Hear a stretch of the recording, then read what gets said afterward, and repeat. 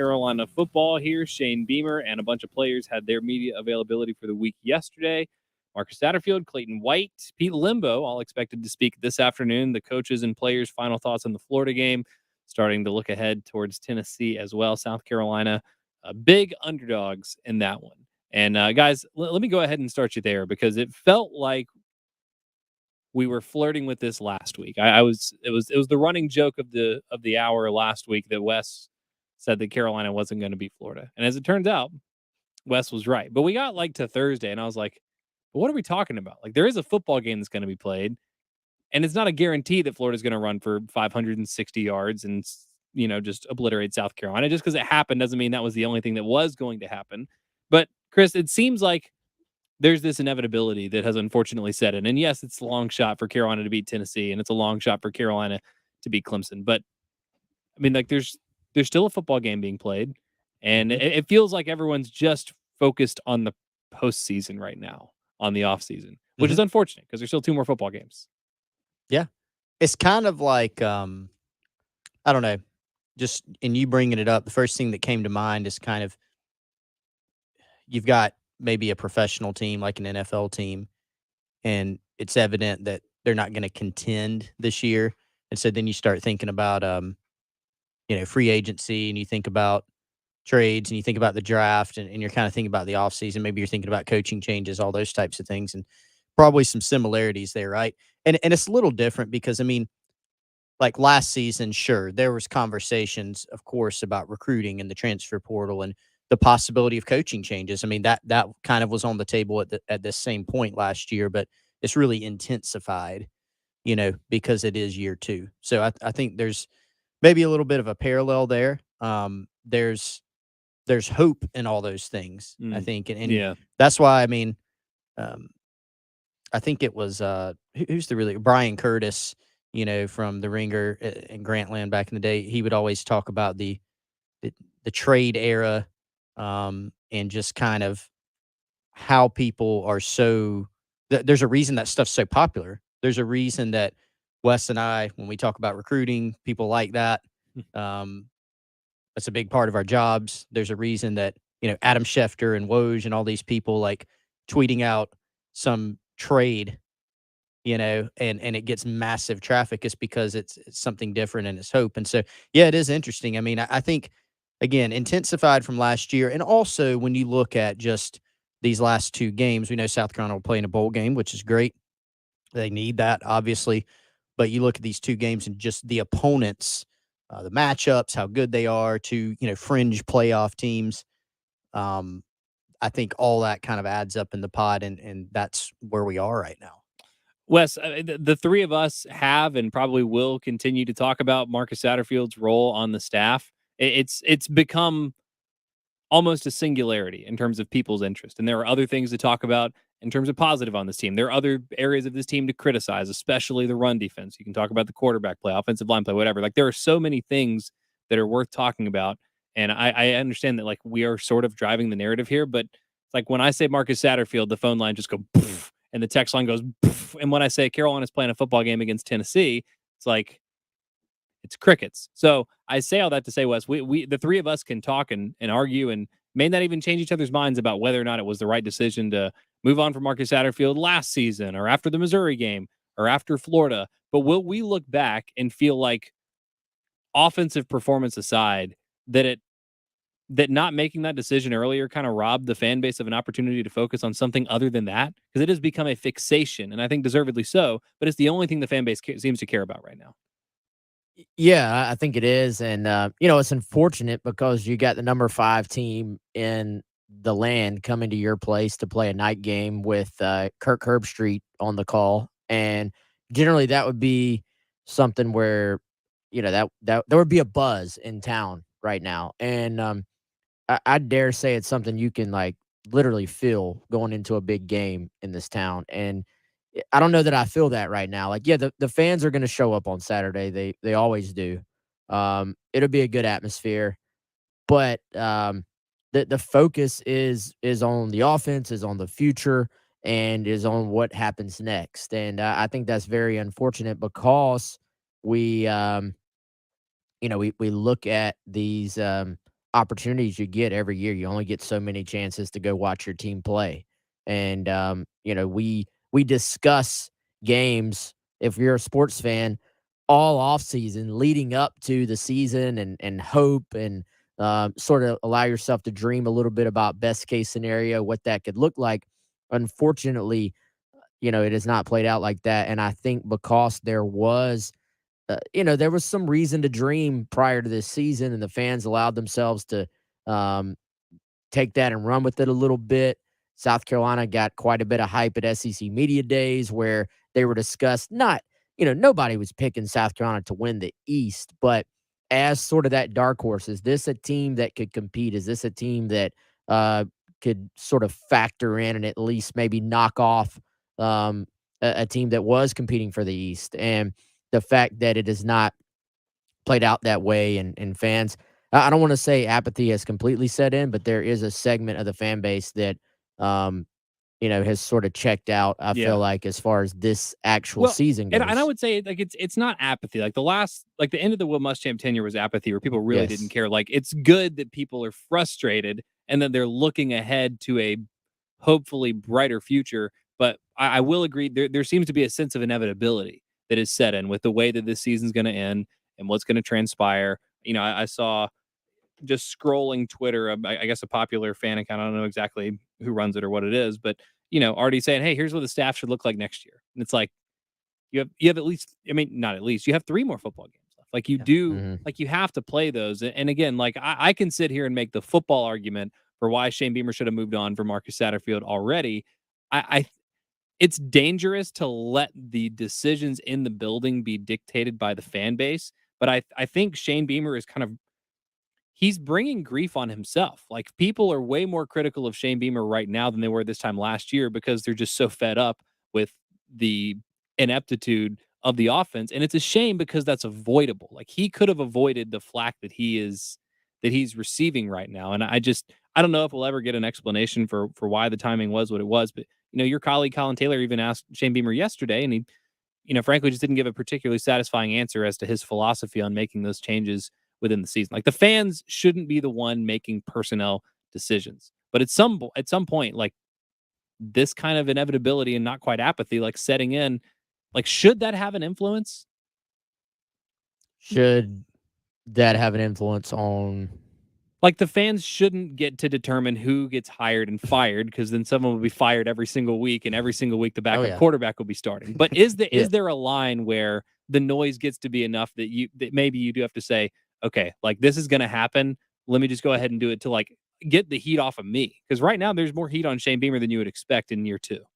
Yeah, I mean, I think let's be honest, as social media has grown and grown and grown and grown, we've seen social media literally affect coaching hires. Mm-hmm. Um, you know, Graziano at Tennessee. Yeah, we have seen it end what was about to be an official coaching hire. So yeah, of course it has an effect. No, I think there is a very fine line here. Like I think last year a lot of people wanted Beamer to go ahead and make the move at OC, and he sort of stood his ground and did what he felt was best. However, when you can't make decisions based on the Twitter mob. Right. However, I mean, it sounds so silly to say, but when you go against the Twitter mob, and then it doesn't work out, it only gets sort of the response gets amplified. And Right. I do think, you kind of have to, you almost have to try to, I guess, determine what is just, hey, these are the loudest people. You know what I'm saying? Like, these are the loudest, I don't know, 10%. Let's the grab a vocal number. minority. Yeah, they're just louder. They're Mhm. just yelling louder Mhm. versus this is how my entire fan base who monetarily supports everything we do here, this is how most of them feel. Mhm. I think that when 95% of your fan base feels a certain way, Yeah. then yeah, I think there is some valid not that they even know, not that they're in the building, not that they know about the X's and O's, but if they're supporting what you do, they're your they're your unofficial board of trustees. Like they're the people supporting what you do. Mhm. So I think it is valid. Now you can't listen to the person that the first 3 and out of the season starts yelling, why'd you run the ball up the middle? But Yeah. that's ridiculous. But That's kind of that comes with part of it. But I guess I'll say two things. Like one, the three of us like really deal with. I mean, we deal with a lot of I say deal with, but like our interactions are with a lot of South Carolina fans. But y'all running Central and us here on 107.5 The Game, like the people that we're interacting with are like more invested, I guess, than your casual fan. Like we mostly deal with yes, the diehards, but it just feels like the conversation, just casually with my friends, family members, like when you're talking to your grandparents and it's like, oh, do you think they're going to get a new offensive court? It's like, yeah, okay. Now it feels like it has kind of pervaded the rest of the fan base. The other part of this is I don't think anyone's under the illusion that Marcus Satterfield is going to be back next year anyway. So it's not like the fan base, the vocal minority, the Twitter mob, whatever, is making this decision. It seems like this is going to happen in all likelihood. And I think people just hate waiting for something that is inevitable. no, I agree with that thought, and I think some of it also is the way these in 2 of the last 3 games, the loss to Missouri, the loss to Florida, the way those games played out, I think has led to some of the frustration as well because it was kind of like with all the talk about the offense all year long, it was kind of like, well, that's what I thought was going to happen, and now it did. Not that people were predicting Missouri to do that, but you know what I mean as far as just offense not giving you a chance to win either of those games. And so I think part of it too is that you just went through a Will Muschamp era where the offense never truly got off the ground consistently either. So people are just tired of this conversation about the offensive Yeah. coordinator. It has been going on. It has been going on since 2015. Kurt Roper was hired. Yeah. And then you get well, wow, this is exactly what I thought it was going to be when Kurt Roper got hired. And then it was, well, I mean, literally even down to, well, do you make a move after 1 year, with Roper? Mm-hmm. So I think that's part of it. Some of it is out of Beamer's hands in that this is just a fan base that has watched offense right be pretty watched it struggle for more you often than can't not. divorce it from the context. Like it's not fair to Shane Beamer that he's inheriting this baggage, but that doesn't mean that it doesn't exist. Well, no, I'm saying it does when exist. you move on from Will Muschamp, a defensive minded guy, you bring in Shane Beamer, and it's like, yeah, Beamer's a special teams guy, but what did everybody fixate on? Oh, he's coming from Oklahoma. He's been coaching with Lincoln Riley. He's going to bring that offensive system. It's like when you have a coach that's all offense and no defense, everyone just wants to see you get a stop on third down. When you have a coach that's all defense and no offense, you just want to see some points get scored. So people were hoping and expecting, if Carolina was going to lose, maybe they were going to be losing 45-24, not 13-3 or 16-10 like the Kentucky game last year. And it just hasn't been, to your point, like the one thing that people have most wanted to see. I think also probably fair to say, probably just really hard to make like a really, really good offense. Like, no doubt. Are Kurt Roper, Brian McClendon, Mike Bobo, and Marcus Satterfield all terrible? Or is it like harder than we realize? Are there some other variables? Or is Carolina just consistently pick the worst offensive coordinator candidates available? Well, they had. I mean, Mike Bobo had a track record, right? Yeah. Now he did not inherit Todd Gurley, and Yeah. Although he about turned Kevin Harris into him. Yeah, I mean, feast or famine, but like they had 1 year. I mean, 2018, right? They averaged 30 points a game, but even then, there were some struggles within the season, certainly. But they were able to put up some points that year. But yeah, that's kind of about it out of those years as far as like a consistently like a good, quote unquote, good, not great offensive team. But I think to your point, adding on to that about like the expectations, especially in year 2, regardless of the OC, the expectations were heightened because of what you did in the transfer portal, namely the quarterback that you brought in, and not a guy that was just a concept or an idea, not just a former not a 5-star freshman or a 5-star who had a lot of talent and kind of flamed out at his previous stop. Spencer Rattler had a huge year in 2020. Yeah, and I know we got to go to break, I'm sure, but we do sometimes lose sight of that. It is hard to put together a good offense. And you see Carolina recruit, these 4-star guys, and you say, well, that's a good player. I see him make plays. When you look around, every other team in the SEC has some good players as well. So it's not easy by any means. I think the frustration for Carolina fans is when you see, Chris had the stats about what some other teams had done to Florida, and then you look at South Carolina not being able to do not even close to it. Yeah. I think is the frustration. It's one thing when you're close and you're moving the ball and you're still putting up some points. It's another entirely when you're doing what we've seen, 2 of the last 3 weeks. Well, and not to totally put a pin in this, because I'm sure we'll come back to it and want to hear your thoughts as well. 803-404-6100. But I like, fans would love the opportunity to be arguing about like a third down call or a couple of bad calls on a drive that represented the difference in scoring 27 and 34 and not literally not scoring on offense. Like, there's a chasm between those two things. And if you're arguing about, Marcus Satterfield doesn't call the right plays in crunch time or make the right adjustments, but you're scoring 28 points a game, the fan base would love to have that kind of like discontent with the offense, but it's just not even close. 803-404-6100, Twitter as well, at Pearson Fowler, at Wes Mitchell GC, at GC Chris Clark. A few more thoughts on Carolina big picture. What we heard from Shane Beamer, several players yesterday, and starting to look ahead to Tennessee next. The Early Game with Bill Gunter and Jen Jensen on your home of the Gamecock, 107.5 The Game. This is Damon Amendolara with your CBS Sports Minute. Has anybody else noticed what's happened to Jimbo Fisher? The man has quit. Texas A&M came into the season as a playoff contender, and they will miss a bowl game. They have the same SEC record as Vanderbilt, and they just lost to Auburn, who has an interim head coach. Jimbo, you're embarrassing yourself. This is Damon Amendolara. CBS Sports Radio.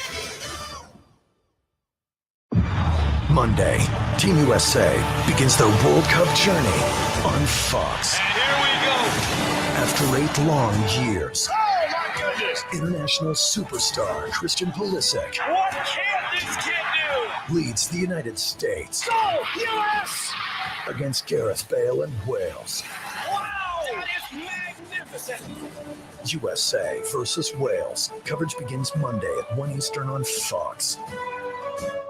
Come on, we're going to be late to the cookout. I was just packing up my famous mac and cheese. I hope you packed the Pepto, too. Huh? Pepto-Bismol provides fast relief from heartburn and indigestion. You know, that uncomfortable feeling after you eat too much. And after the deviled eggs, baked beans, and barbecue ribs, you're going to need it. Barbecue ribs. I should probably pack an extra shirt, too.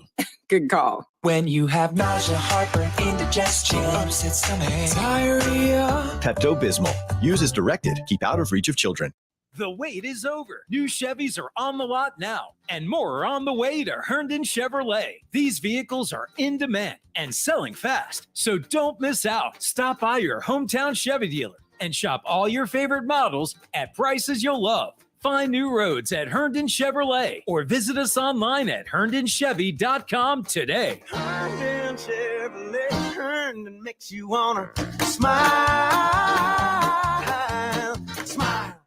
Hey Midlands, Gus Hurlong with Midas Auto Service and Tires. This is DK Jonah for Midas in the Midlands. I will not take my car anywhere for service but Midas. Total car care. Trust me, you will win at Midas. Thanks, DK. And don't forget to ask about our loaner cars while your vehicle is serviced. Attention. Did you or a loved one live at or near Marine Base Camp Lejeune in North Carolina between 1953 and 1987? If so, listen closely for this important legal announcement. From 1953 to 1987, Marines and their family members at Camp Lejeune drank water that was contaminated with hazardous toxins. The toxins found in the water at Camp Lejeune may cause health issues, especially later in life. Types of health issues associated with water at Camp Lejeune are numerous. If you or a loved one lived near Camp Lejeune between 1953 and 1987, you may be entitled to substantial financial compensation without going to court. Even if you were turned down in the past, a new law can allow you to file a claim today. If you or a loved one spent time near Camp Lejeune, call the Negligence Network to find out if you're eligible for financial compensation. There's no fee unless we win your case. Call 1-800-700-4333. That's 1-800-700-4333. 1-800-700-4333. You wash your hands, you brush your teeth, but what about the nose? How do you clean your nose? With Navage. Navage uses powered suction to pull saline in one nostril, around the back of the nose, and out the other nostril, flushing out allergens, mucus, and germs. And it's why cleaning your nose, the body's air filter, is the next evolution in daily personal hygiene. People try Navage for lots of reasons: sinusitis, colds, allergies, snoring, things that make it hard to breathe through your nose. But over time, they find that cleaning their nose makes them feel better, a lot better. Over 3 million Navage users have written more than 100,000 reviews, averaging 4.7 stars, saying, "Best product I've ever used," and "Amazing, I love my Navage." Navage helps you breathe better, sleep deeper, and snore less, but the biggest payoff is improved health. Navage is good personal hygiene and can help you stay healthier. At Walmart, Walgreens, CVS, Rite Aid, Target, and online. Navage, Navage, clean nose, healthy life. This basketball season and every basketball season, come to campus and catch a game. Whatever the game, whoever you're with, just catch a game. Find your tickets online at GamecockSonline.com. Broadcasting live from the Herndon Chevrolet Studios, this is 107.5 The Game. Stop by or shop online today and see why Herndon Chevrolet makes you smile. It's the Gamecock Central Takeover Hour, presented by Firehouse Subs, founded by firemen with Pearson Fowler, Chris Clark, and Wes Mitchell on the home of the Gamecocks, 107.5 The Game.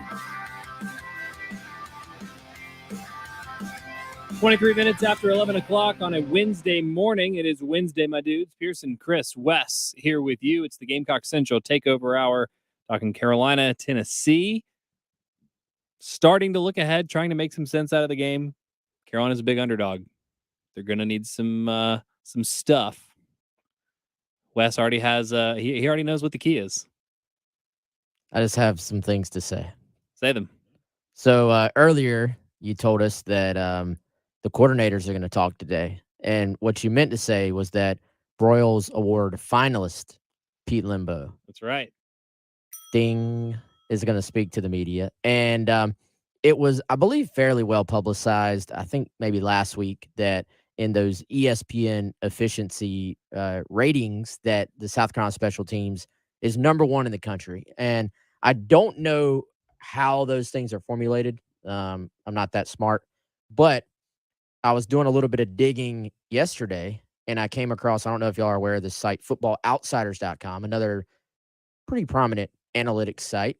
And I was curious to see the carryover. So go on over. They have special teams efficiency ratings on there as well.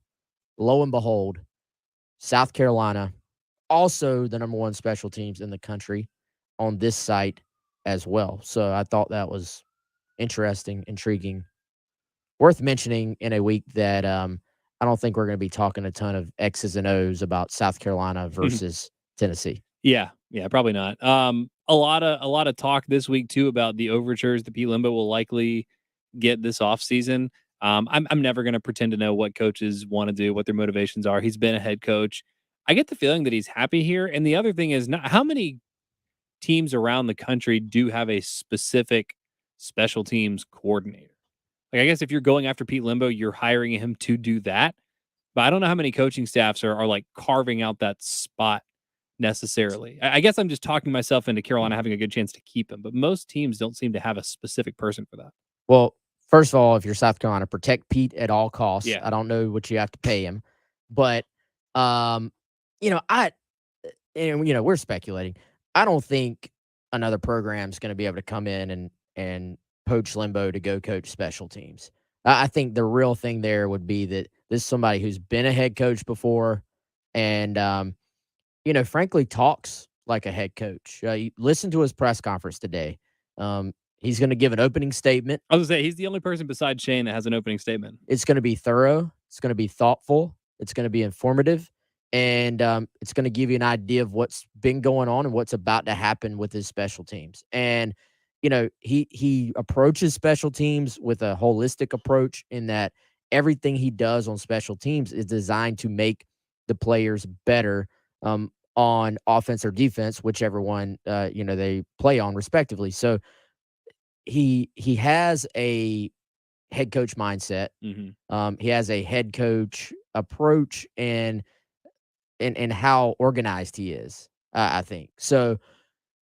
That would be the concern, I think, from a South Carolina perspective, is what smaller school might come in and say, wow, this guy is impressive. Let's let him run our entire program. As far as your actual question, I don't know the exact split on special teams.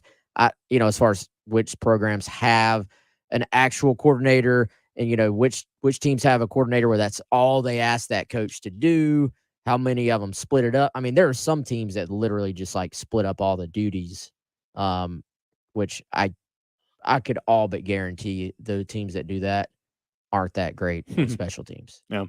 Pete Limbo tends to expose them. Kentucky is one of those. Or if you have a guy, Georgia State, their special teams coach, his first year as a special teams coach, he was just a position coach in the past. Not trying to welcome. Yeah, here you go. Go deal with Pete. Yeah, game one. A lot of good tape for him. I hope he wrote Pete a thank you. Hey, thanks for all the good tape on how to not block punts. How to do things. Yeah. But by the way, I thought this was kind of cool. This one actually breaks it down into all the different punt or all the different special teams units, like punt coverage, kick coverage. Yeah. The only one that South Carolina is not way up there. Can I guess? Yes. PAT. It doesn't break it down to PAT. Oh, okay. It's kicking or field goal kicking is as far as it goes in that. But it's actually, and I don't really understand this one based on my eye test, is kickoff efficiency. So that would be kickoff coverage, basically. But most of theirs go through the end zone. Like I can't think of hardly. It feels like the ones that have been short have been kind of by design. Yeah. I don't know what the opponent's long return is. Yeah, that not very long. What's the longest kick return anyone's had against them this year? I don't Probably know. no more than 30 or 40. So the eye test doesn't really match the number there because they're like 80th in that. Whoa. But it gets the reason they're the number one special teams is that kickoff return efficiency, they're 23rd in the country. Punt return efficiency, they're second. Punt efficiency, they're fifth. Field goal efficiency, they're fifth, and then opponent's field goal efficiency, they're 16th. So top 5 in several stats, and then top 25 in all of them except the one. Where are they in punt return? You probably just said it, but I think was looking it's second in punt return efficiency. Yeah. Do you know that? Do you have that number in front of you? Is what it is? The average yardage of an opponent? No, I do. This is an analytics number. The number they give is 0.26, but that without context, I have no idea what that Y'all means. have some guesses as to what the opponent's punt return yardage average is this season? Uh, I have a guess, but I don't want to. You know how you like overguess something and then you ruin like the overguess. Like yeah, you ruin you make it sound even better. Yeah. And then so it sounds worse. And it's like, well, no, it wasn't that expensive. Okay, I'll spoil. It'll be incredible even if you overguess it. It's still going to look impressive. -0.6. Wow, I might have been wrong. I was going to say 3 yards. Yeah, it's 2.6. Other side, South Carolina's averaging 18.7, and it's not like they've been super explosive on punt returns, right? They've even had one or two long ones that have been called back. That is a great number. 2.6. That's insane. Well, Josh Van either fair catches it or he gets like 15 yards. The 8, which probably means he's making pretty good decisions, I guess. Oh, yeah. I mean, he's the best punt returner that Carolina's had since Ace Sanders, I think, and he hasn't shown the dynamicism, but that's about as sure-handed a punt returner as you will ever see. That catch he made, I think that was the Missouri game. Fingertips. Yeah, guy was in his face, and he just nonchalantly was like, stuck his hands out and just kind of caught the bottom of the ball towards the bottom of its trajectory. I was like, man, that's some confidence right there. Yeah. I think catching really a punt might be one of the low-key hardest things to do in sports. Horrifying, I think. Like, the ball is going up in weird trajectories. It's spinning weird. You're looking up into lights that are probably different depending on every single stadium. And hey, guess what? You got these dudes running full speed at you. Yeah. Pretty tough. You got to have some guts to be a punt returner. I respect anybody who can do that job. I love it. I think it's fun. That was actually my job, like whatever the rugby equivalent of that is. And it's a bigger ball, I guess, so it's easier to catch. But there's also no fair catches unless you're inside your own 22.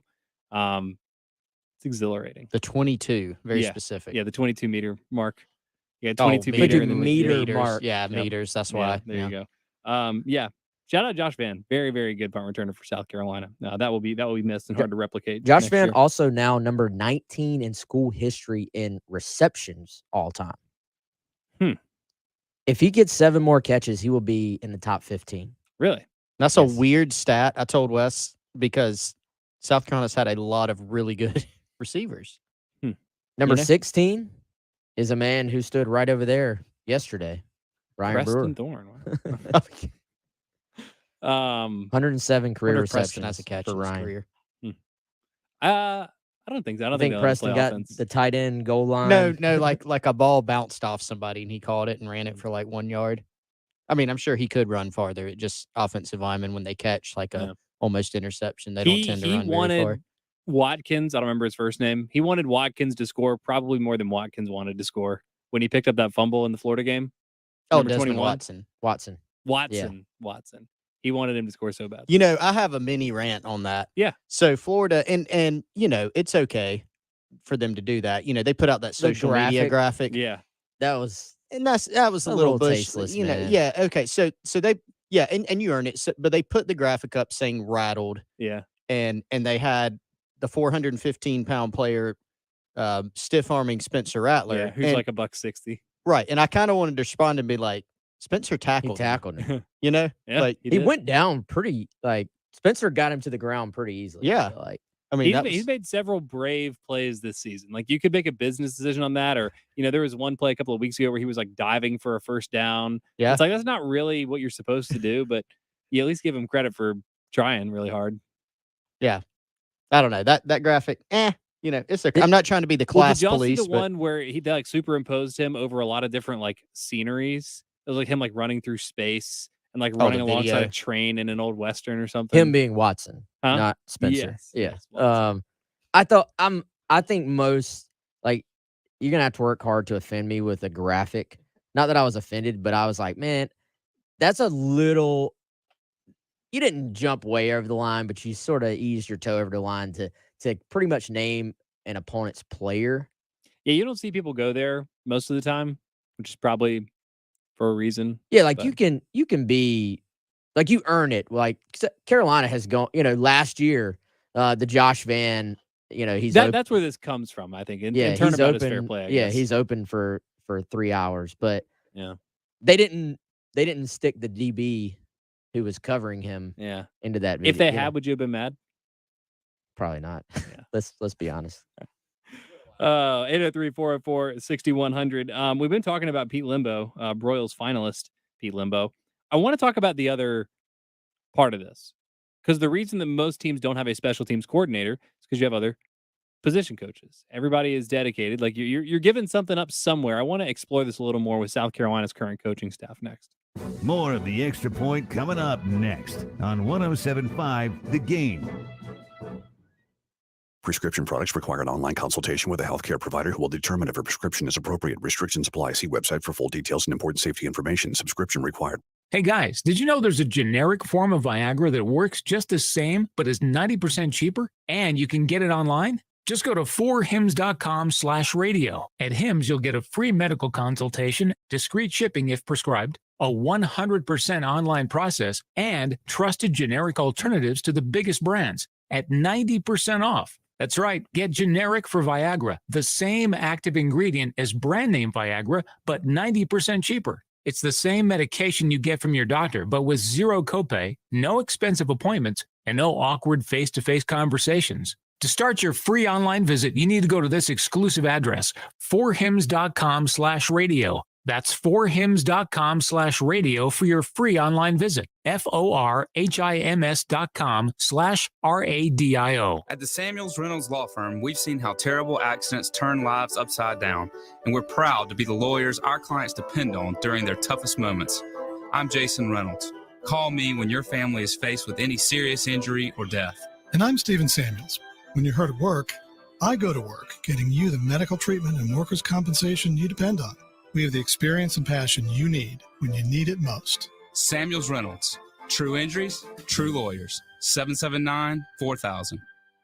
Don't get sacked by heating and air conditioning problems this fall. Let the experts at On-Call Plumbing, Heating, and Air do a full inspection of your system before something goes wrong. Now is the time to call On-Call Plumbing, Heating, and Air. Locally owned and operated, they have trained technicians, not trained salespeople. Set up your heating and cooling inspection today. OnCallSC.com or 803-781-HELP. On-Call Plumbing, Heating, and Air. Pick up the phone and we'll be right there. Call 781-HELP. Hey everyone, this is Jimmy Guthrie from Superior Kia in Orangeburg. Personally inviting you to come out to the Superior Auto Mile, Highway 301 North for some big country savings. Everyone knows that out in the country, everything costs less, land costs less, houses cost less, and at Superior Kia in Orangeburg, new Kias cost less. But don't take my word for it. Go to SuperiorMotorsKia.com and see for yourself. Don't forget to click to unlock the deal of the day. Most importantly, at Superior Kia, we don't go to the big city auctions to buy cars. We'd rather buy local trade-ins from local people like you. That's why we priced our new Kias so low. It's a win-win for everyone. You get a great deal on a new Kia, and we get our hands on a quality pre-owned trade-in. So if you want the best car at the best price with the best experience, you got to come out to the Superior Auto Mile, Highway 301 North for some big country savings. Remember, that's SuperiorMotorsKia.com. Located on the Superior Auto Mile, Highway 301 North in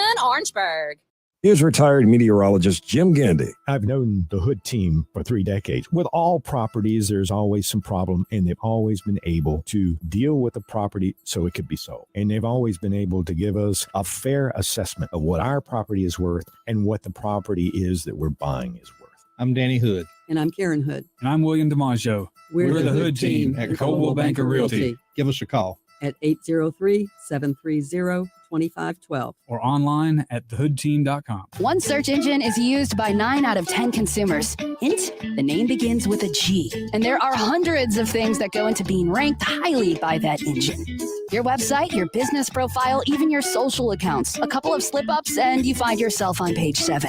But at Cumulus Boost, we have the experts and resources to fix what's wrong and boost your findability so you can rank higher than your competition. Get started today at cumulusboost.com. CUMULUS boost.com. It's November at Galliana Kia on Greystone.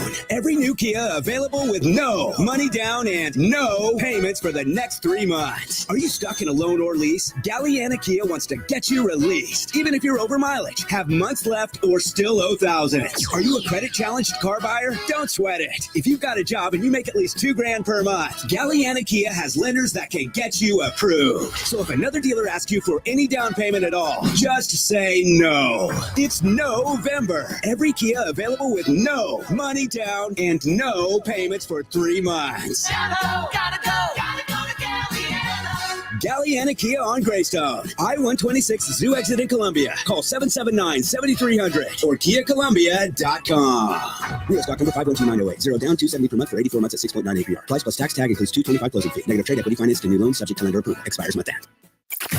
It's the Gamecock Central Takeover Hour, presented by Firehouse Subs, founded by firemen with Pearson Fowler, Chris Clark, and Wes Mitchell on the home of the Gamecocks, 107.5 The Game. 11:41 Wednesday morning. Welcome back into the Gamecock Central Takeover Hour. Pearson, Wes, Chris here with you. Talking Carolina football, got to hear from the head coach and several players yesterday. Coordinators today, no Pete Limbo, actually. I saw his face on the graphic for like the upcoming live on YouTube thing, but he was last week. Not going to be going again this week, but he is a Royals finalist. Maybe he'll poke his head in there and say, hey, I don't know. Well, all right. So the email does not have Limbo on it. The YouTube thing not only has his face on it, but also has it in the description. So I don't know. I feel like I trust the email more. I do. Yeah, the email is like the official document.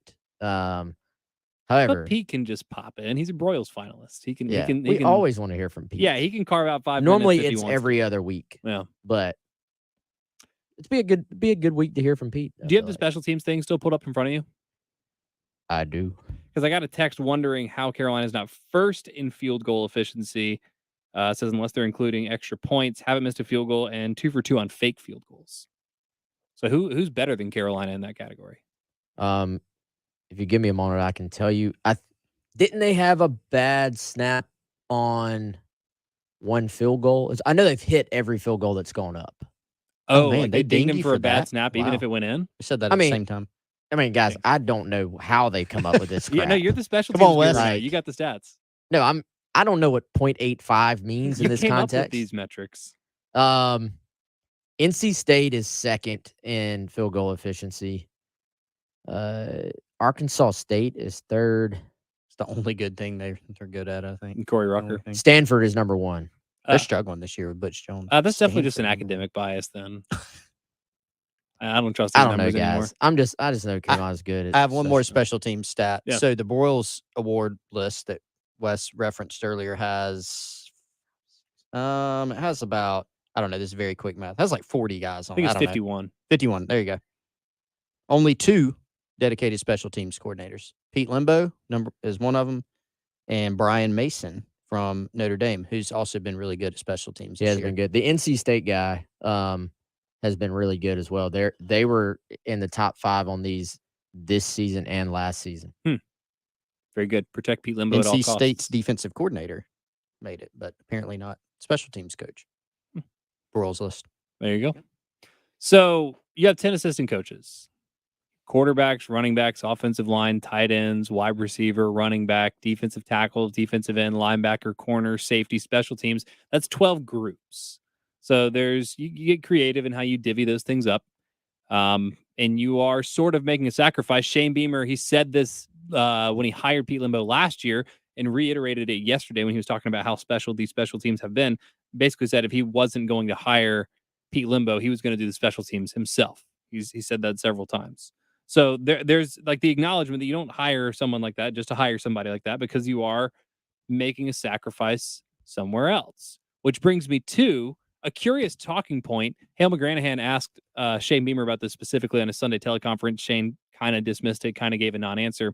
But Clayton White is the linebacker coach, at least in name. There have been some rumors that he's maybe not really coaching the linebackers, that it might be a grad assistant, whatever. Whether he is or he isn't, I do think it's fair to wonder, is that the best use of your defensive coordinator's time to also be like specifically focused on one position, and especially considering that Carolina's linebackers have underperformed this year? Is there, I don't know how creative you can get. And like I said, there is a limitation, and Torian Gray already coaches the defensive backs. They don't have safeties and corners like they did with Will Muschamp. But do you know if, like, is there any momentum to get like a more full-time linebacker coach, and where else would you consolidate, sort of to free Clayton up and also to get a position group that's been underperforming a little more attention? Yeah, I'll say first of all, to give people a little bit of context. I mean, I would dare say just about every staff in the country has some like little different tweak that makes the way they structured it different than, say, this team and then this team. Like, you do have to get a little bit creative. And, I think it is pretty common, I think, for most defensive coordinators to also have a position as well. I would say part of this, though, is that right now, so if you have 10, Limbo is special teams only, there's going to be a difference in the number of offensive guys and defensive guys. So there's more offensive assistants than there are defensive assistants right now. Mm-hmm. So another way you could have done it would have been potentially, to give Limbo a position, and then that would free up another spot, and then Clayton White becomes just a straight up walk around, coordinator. There was talk when they were hiring Torian Gray that Torian Gray might have like cornerbacks, and then Clayton White would handle safeties or vice versa, just because Clayton, a lot of his career has been in the secondary. Right. And that, some teams, I don't think this is as common these days. Some teams have a defensive line coach who handles tackles and ends. It is more and more common, even though we think of those positions together, to split those up. So just to be, I'd never heard of that being split before like 5 years ago, and now I feel like everybody has to split. because they're such different approaches in what you ask an interior guy versus an edge guy to do. And so Jimmy Lindsey is by name Carolina's defensive line coach, but he really, as far as position goes, coaches the interior defensive lineman. Sterling Lucas, some people still call him the outside linebackers coach. He may even be titled that on the official website, but he is pretty much an edges / defensive ends coach. So then you have Clayton with linebackers and the entire defense, and then Torian Gray with the secondary. So some teams you will see will sort of tack tight ends onto tight ends seems to be tacked on to different spots. Sometimes it's running backs and tight ends. It seems like you see some special teams coordinators that also coach tight ends. Maybe you tack that onto O-line. I think that's a good bit to put on your O-line coach. But tight ends and running backs, at least offensively, seems to be the one that sometimes gets grouped in with other spots. I guess I'm just thinking, like, and however true the speculation is or is not that Clayton White's not really coaching the linebackers, it just seems like for a group that obviously needs that reinforcement, if Clayton is it worth maybe seeing if Sterling Lucas can do that and letting Clayton White work with the edges just to get a different look there? And if it is something that he's, maybe more of the responsibilities are falling on the shoulders of a grad assistant. Shane Beamer said it's not the case, but it wasn't exactly a straightforward answer. Like that's just been such a problem area for Carolina this year. And when that's the DC's responsibility, it makes you wonder, like, is he better as a DC as a position coach, or is he not spending all of his time there, or is it worth it to give somebody else a look with those guys?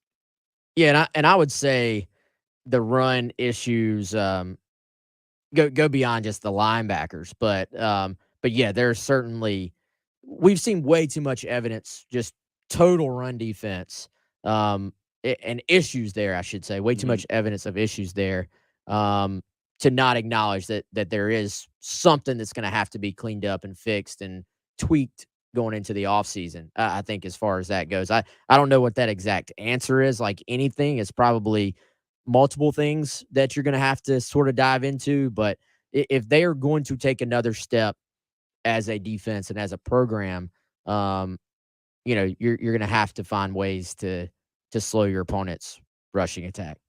803-404-6100. Love Chevy phone line, text line, Twitter, at Pearson Fowler, at Chris Clark, at GC Chris Clark, and at Wes Mitchell GC. Wrapping things up here on a Wednesday edition of the Gamecock Central Takeover Hour next. More of the Extra Point coming up next on 107.5 The Game. Attention. Did you or a loved one live at or near Marine Base Camp Lejeune in North Carolina between 1953 and 1987? If so, listen closely for this important legal announcement. From 1953 to 1987, Marines and their family members at Camp Lejeune drank water that was contaminated with hazardous toxins. The toxins found in the water at Camp Lejeune may cause health issues, especially later in life. Types of health issues associated with water at Camp Lejeune are numerous. If you or a loved one lived near Camp Lejeune between 1953 and 1987, you may be entitled to substantial financial compensation without going to court. Even if you were turned down in the past, a new law can allow you to file a claim today. If you or a loved one spent time near Camp Lejeune, call the Negligence Network to find out if you're eligible for financial compensation. There's no fee unless we win your case. Call 1-800-700-4333. That's 1-800-700-4333. 1-800-700-4333. When you can't stop, there's Vicks VapoRub. Vicks VapoRub sends powerful medicated Vicks vapors right to the source of your...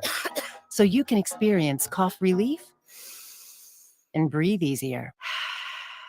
Generations of families have trusted Vicks VapoRub to help relieve the worst cold symptoms. So next time you have a cough, reach for the Vicks VapoRub.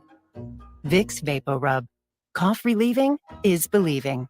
Finding great candidates to hire can be like, well, trying to find a needle in a haystack, but not with ZipRecruiter. Its powerful technology actively finds and invites qualified candidates to apply to your job. So while other companies might deliver a lot of hay, ZipRecruiter finds you the needle in the haystack. See why 4 out of 5 employers who post a job on ZipRecruiter get a quality candidate within the first day. Try ZipRecruiter for free at ZipRecruiter.com/free. That's ZipRecruiter.com/free. Prescription products require an online consultation with a healthcare provider who will determine if a prescription is appropriate. Restrictions apply. See website for full details and important safety information. Subscription required. Hey guys, did you know there's a generic form of Viagra that works just the same, but is 90% cheaper? And you can get it online? Just go to 4hims.com/radio. At Hims, you'll get a free medical consultation, discreet shipping if prescribed, a 100% online process, and trusted generic alternatives to the biggest brands at 90% off.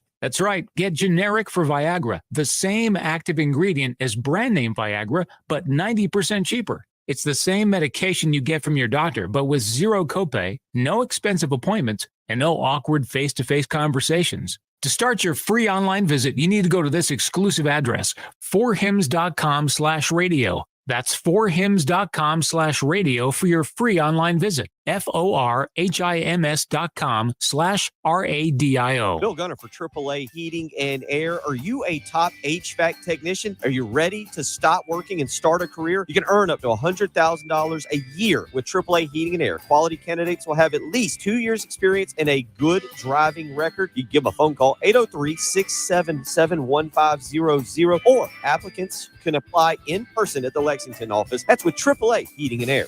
AAA Air when you need us. AAA Heating and Air. Gamecock fans, are you thinking about Christmas yet?